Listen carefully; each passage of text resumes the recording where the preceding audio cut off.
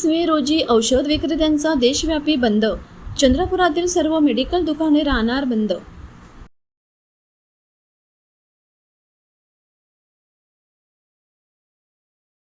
देशभरातील औषध विक्रेत्यांच्या संघटनांनी 20 मे 2026 रोजी देशव्यापी बंदची हाक दिली असून चंद्रपूर जिल्ह्यातील मेडिकल दुकानदारही या आंदोलनात सहभागी होणार आहेत.